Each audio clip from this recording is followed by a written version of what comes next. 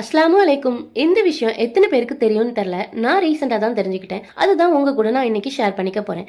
அது என்னன்னா, மஸ்ஜித் நபவிக்குள்ளேயே இந்த மாதிரி ஒரு எக்ஸிபிஷனல் ஷோரூம் வந்துட்டு இருக்கு. நீங்க கேட் நம்பர் 369க்கு வந்தீங்க அப்படின்னா இந்த மாதிரி ஒரு பில்டிங் பார்க்கலாம். அதுக்கு கீழே தான் இந்த எக்ஸிபிஷனல் ஷோரூம் வந்துட்டு இருக்கு. ஸோ இந்த வீடியோவை உம்ரா வரப்போற உங்க ஃப்ரெண்ட்ஸ் அண்ட் ஃபேமிலிக்கும் ஷேர் பண்ணிட்டு நீங்களும் சேவ் பண்ணி வச்சுக்கோங்க.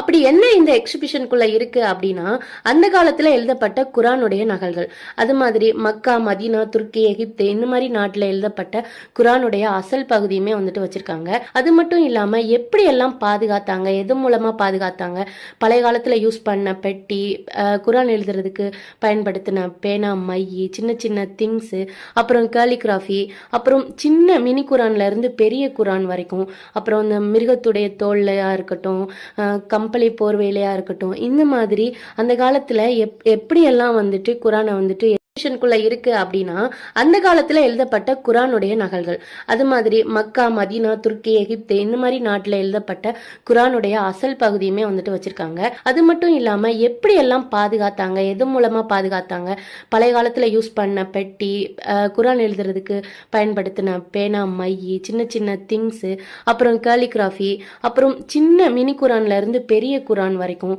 அப்புறம் இந்த மிருகத்துடைய தோல்லையா இருக்கட்டும், கம்பளி போர்வையிலையா இருக்கட்டும், இந்த மாதிரி அந்த காலத்துல எப்படியெல்லாம் வந்துட்டு குரானை வந்துட்டு எழுதி வச்சிருக்காங்க அப்படிங்கறது இன்டராக்டிவ் டிஸ்பிளே மூலமா நம்ம அந்த குரானுடைய எழுத்துக்களை நல்லா ஜூம் பண்ணியும் பாத்துக்கலாம். இந்த மாதிரி குரான் பத்தின நிறைய விஷயங்களை எக்ஸ்ப்ளோர் பண்ணலாம், அதுவுமே ஃப்ரீயா. சோ இந்த வீடியோ கண்டிப்பா யூஸ்ஃபுல்லா இருக்கும்னு நம்புறேன். நாங்க ஃபஜர் டைம்ல போனனால எங்களால உள்ள போய் பார்க்க முடியல.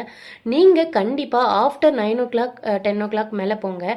அண்ட் இந்த வீடியோ பிடிச்சிருந்தா ஒரு லைக் பண்ணி கமெண்ட் பண்ணிட்டு நம்ம சேனலை மறக்காம சப்ஸ்கிரைப் பண்ணி வச்சுக்கோங்க. தேங்க்ஸ் ஃபார் வாட்சிங்.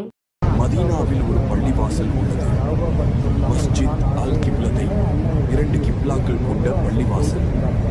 நபி ஸல்லல்லாஹு அலைஹி வஸல்லம் ஒரு சிறந்த இடம் சென்றிருந்தார்கள். முதல் கிப்லத்தை அக்ஸாவை நோக்கி தொழுத இடம். தொழுகையின் நேரம் வந்தது. அப்புறம் வஹி வந்த இடத்துல அதுக்கப்புறம் மஸ்ஜித் கிப்லாவை நோக்கி தொழுக ஆரம்பிச்சாங்க. நபி ஸல்லல்லாஹு அலைஹி வஸல்லம் எழுந்து தொழ ஆரம்பித்தார்கள். பின்புறம் சஹாபாக்கள் தொழுது கொண்டிருந்தார்கள். அந்த நேரத்திலேயே தொழுகை நடந்து கொண்டிருக்கும் போதே கிப்லா மாறும் குறித்த வசனங்கள் அருளாயின.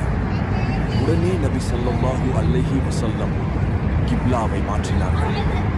அல்லாஹ்வின் ஆணை வந்தபின் ஒரு நொடியும் தாமதிக்க கூடாது என்பதால் உடனே திசையை மாற்றினார்கள். பின்புறம் தொழுதிருந்த அனைவரும் திசையை மாற்றினார்கள். அதனால் அந்த பள்ளி வாசலில் 2 மிக்ராப்கள் உள்ளன. ஒன்று